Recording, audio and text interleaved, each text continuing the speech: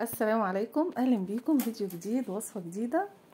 هعمل معاكم النهارده كبده الفراخ بطريقه جميله جدا، وهنعملها تتبيله كده هتنقلها في حته تانية. عايزه اقول لكم كبده الفراخ من الاكلات الجميله جدا جدا، وتقدري بقى تعملي منها اشكال واصناف كتير جدا وتدخليها في اكلات وكمان اقتصاديه. شايفين ما شاء الله.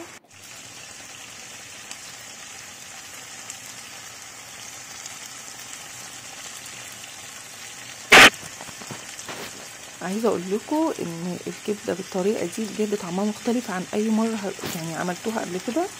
هنعمل لها طشه كده هتفرق معانا جدا في الطعم.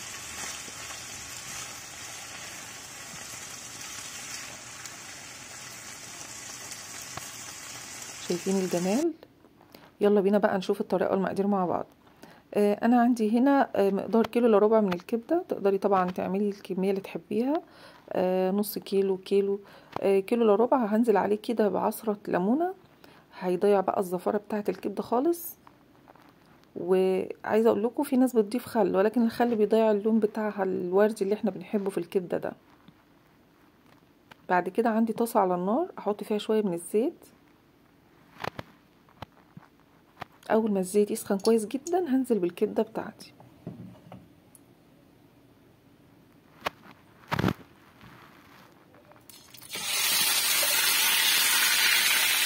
تمام كده.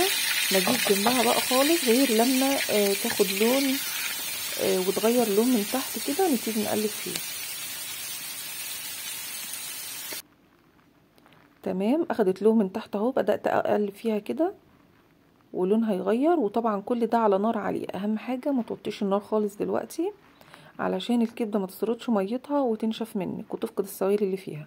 احنا عايزينها تكون كده جوسي برضو من جوه ومحتفظة بالعصارة بتاعتها. تمام، هقلب كويس جدا.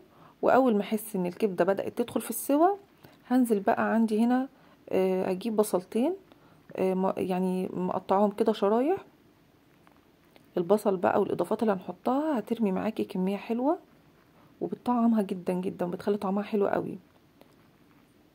هنزل بقى بصلتين زي ما انتم شايفين كده، ويفضل البصل يكون الابيض ده لانه كده بيبقى فيه نسبه يعني سكر حلوه كده بطعم الاكل قوي.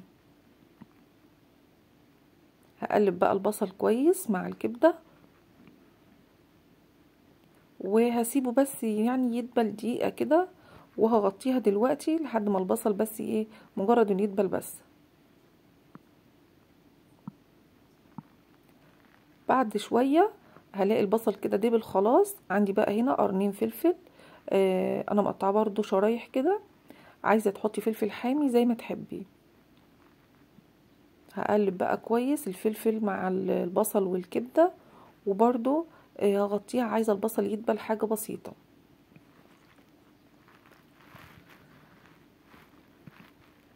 طبعا انا ما ضفتش اي سوائل خالص. البصل والفلفل والكبده بينزلوا عصارتهم كده وبيستووا منهم فيهم. بدات تشكشك اهيت، وكل الحاجات دي اخدت من طعم بعض. هنزل بقى بايه؟ بالتوابل. عندي بابريكا، فلفل اسمر، ملح، بهارات فراخ، قرفه، وعندي السبع بهارات. عايزه اقول لكم القرفه بتدي طعم حلو جدا وبتفرق في الطعم. هقلب بقى البهارات دي كويس معاها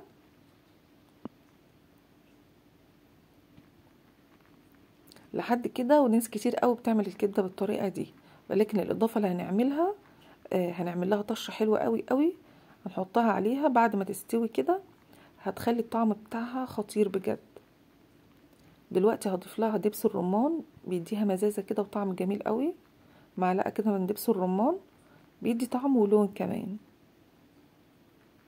هقلبه كويس مع الكبده، والكبده بتاعتي يعتبر كده بنسبه 99% استوت. هنبدأ بقى نعمل لها الطشة اللي هتخلي طعمها بجد بجد خطير، وريحتها يعني طعم وريحة غير اي مرة عملت فيها كده. هنا بدأت خلاص الأطعمة كلها كده امتزجت وخدت من طعم بعض، والكبدة بتاعتي يعتبر استوت. عندي بقى طاسة على النار، هبتدي كده احط فيها حتتين من اللية. طبعا دي ليا عندي انا حطاها في الفريزر، بطلع منها وقت ما احب استخدمها، يعني بقطعها كده قطع واستخدمها، تفرق جدا في الطعم. هنزل عليها بمعلقه كده من الثوم المفروم. طبعا لو مش عندك ليا تقدري تحطي معلقه السمنه، او تقدري تستخدمي حته دوش لو عندك او دهن. هشوح بقى التومه كده، وهنزل بمعلقه من هريسه الشطه، برضو دي انا مفرزاها في الفريزر.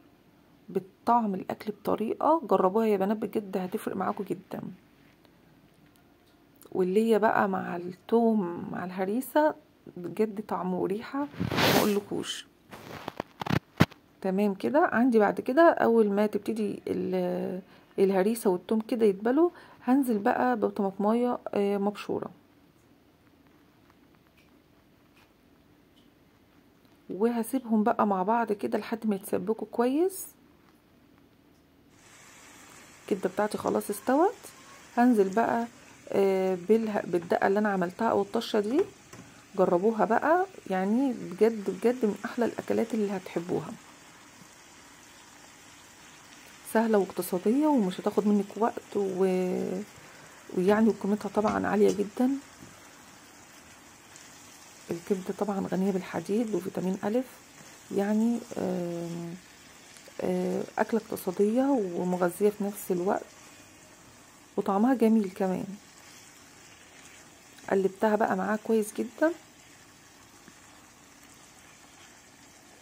وشموا بقى الروايح الحلوه اللي هتهل عليكم بجد. ريحتها كانت قلب الدنيا. طبعا ما فيش اي سوائل فيها، هي بتستوي منها فيها كده زي ما انتوا شايفين. وبعلي عليها النار كده تتكرمل بقى مع بعضها. ريحتها جميله جدا يا بنات بجد، وطعمها ولا اروع. طبعا تقدري تاكليها بالعيش، تعملي جنبها سلطه طحينه وسلطه خضراء وبطاطس محمره مثلا. انا النهارده عملت معاها مكرونه حمرا كده بالصلصه. شايفين الجمال؟ انا عندي الكبده هنا انا كنت قطعاها قطعتين، يعني الكبده قطعاها نصين لان هي كانت كبده كبيره.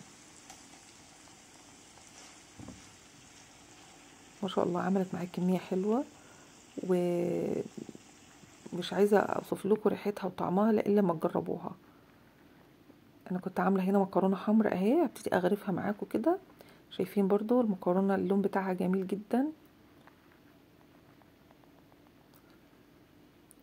وبرضو تقدري زي ما قلت لك تعمل يعني تاكليها بعيش، وممكن تعملي جنبها رز عادي برضو. يعني بصي الكبده من الحاجات اللي تقدري تنوعي فيها. ما شاء الله. جربوا بها بجد بالطريقه دي، وان شاء الله هتعجبكم، تبقى ادمان عندكم كمان. كده خلص الفيديو بتاعنا، واستنوني فيديو جديد. مع السلامه.